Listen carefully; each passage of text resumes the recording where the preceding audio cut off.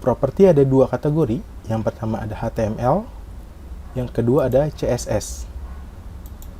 Ya, HTML ini adalah properti yang kita gunakan yang masuk ke dalam bahasa HTML. Kemudian kalau CSS, di sini adalah properti yang kita bisa tambahkan ke dalam website, tetapi masuk ke dalam kategori CSS. Nah, CSS sendiri adalah singkatan dari Cascade Style Sheet. Dimana dengan menggunakan CSS ini, kita bisa memberikan properti yang menarik di dalam website yang kita buat. Contohnya adalah pemberian warna. Jadi dengan menggunakan CSS, kita bisa memberikan warna pada objek.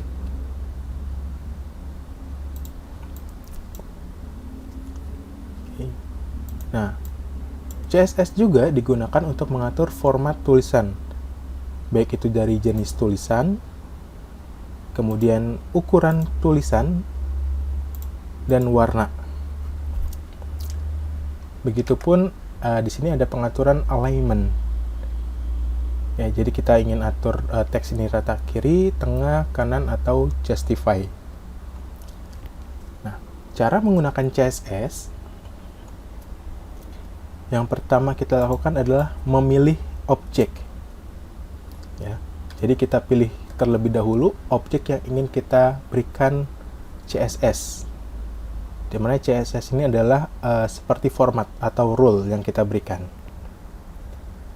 Jadi kita blok objeknya, kita blok atau kita pilih objeknya. Nah, karena di sini kita belum membuat rule atau format yang baru, di sini kita pilih New CSS Rule, kemudian kita klik Edit Rule. Nah, setelah di Edit Rule akan muncul selektor type. Pada tipenya kita pilih Class, kemudian selektor name, karena kita belum membuat selektor atau format dari CSS, kita buat format yang baru. Nah, untuk penulisan selektor ini bebas, tetapi tidak menggunakan spasi. Nah, jika ingin dua kata, bisa digunakan tanda strip. Misal, format strip judul. Ya, jadi tidak menggunakan spasi. Jika sudah, kita bisa klik OK. Selektor ini kita bisa buat beberapa selektor. Ya, jadi kita bisa buat lebih dari satu sesuai dengan format yang ingin kita gunakan di website. Nah, setelah OK atau klik Create, akan muncul jendela CSS Rule Definition, di mana di sini kita bisa mengatur format-format yang bisa kita terapkan pada si tulisan atau pada objek. Di mana di sini ada tipe atau type. Di sini kita mengatur tulisan dari format yang kita buat tadi. Di sini ada jenis tulisan, kemudian ada ukuran, style, font style di sini apakah normal, cetak miring atau tebal. Ya, kemudian ada font weight ini untuk ketebalan si tulisan. Nah, ada decoration, ada garis bawah, overline, kemudian ada line stroke itu untuk strip dan lain-lain. Berikutnya ada background. Background ini digunakan untuk memberikan background atau format background pada objek yang kita pilih. Ya, di sini ada color, kemudian ada background image jika kita ingin menggunakan gambar sebagai background. Kemudian ada block.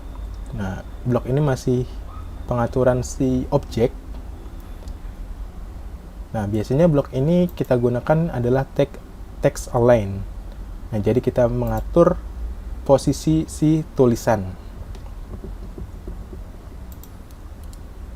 Kemudian ada box. Box ini itu membentuk kotak pada objek.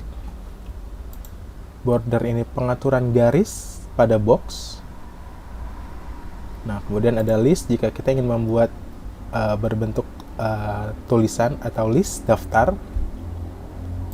Positioning itu digunakan untuk mengatur posisi objek, dan extension dan transition jika kita ingin memberikan efek animasi pada objek. Jika sudah, kita klik apply, kemudian OK. Nah, si teks sudah sesuai dengan format yang kita buat tadi. Kita juga bisa mengaturnya dari halaman properties di bawah. Misalkan kita ingin ganti warnanya menjadi warna yang lain. Nah, seperti ini. Atau kita juga bisa mengatur dari jendela di sebelah kanan, ada jendela CSS style. Nah, di sini ada properti yang sebelumnya kita tambahkan. Nah, di sini ada font size, kemudian ada color untuk warna tulisannya. Font size ini untuk ukuran tulisan. Di sini ada font style. Misalkan kita ingin ganti jadi normal seperti ini. Nah, kemudian jika kita ingin menambahkan properti lain, kita bisa klik add property. Nah, di sini banyak sekali properti yang bisa kita tambahkan pada CSS. Ya. Jadi ini salah satu contoh penggunaan CSS.